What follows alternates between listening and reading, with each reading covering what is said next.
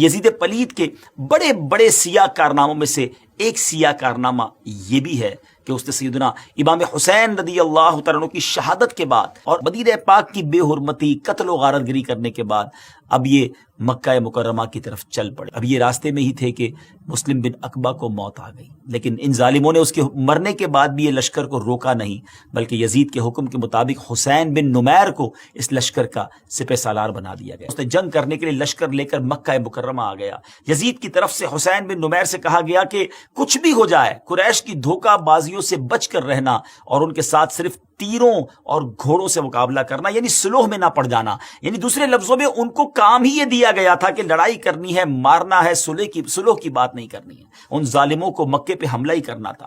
چنانچہ مکہ مکرمہ پہنچ کر حضرت سیدنا عبداللہ ابن زبیر رضی اللہ تعالیٰ عنہ نے اس کے ساتھ بھرپور جنگ کی۔ حسین بن نمیر کے لشکر نے مکے کا محاصرہ کر لیا اور عبداللہ ابن زبیر رضی اللہ تعالیٰ عنہ نے مسجد الحرام میں پناہ لی تھی اور اس نے حملہ کیا۔ منجنیق جو ہوتی تھی، یعنی جس سے غلیل کی طرح بڑے بڑے پتھر پھینکے جاتے تھے، انہوں نے آگ کے تیر بھی پھینکے۔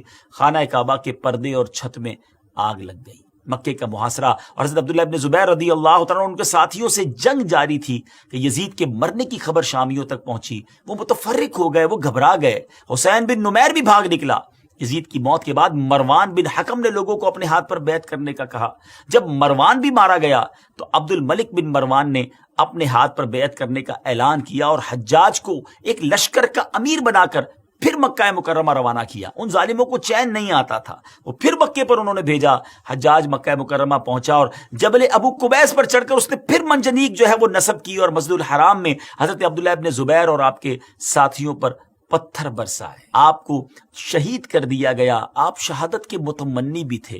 آپ کے دل میں یوں سمجھیے کہ شہادت کا جو شوق تھا وہ موجیں مارتا تھا۔ آپ نے اپنے ساتھیوں کو یہ کہہ دیا تھا کہ ہتھیار ڈالنے نہیں ہیں، جان جاتی ہے تو چلے جائے، کعبے کی حفاظت کرنی ہے اور ان باطلوں کے آگے جو ہے وہ سر نہیں جھکانا ہے، ان کے ہاتھ پر بیعت نہیں کرنی ہے۔ سیدی اعلیٰ حضرت کے ایک شعر پر اختتام کروں گا۔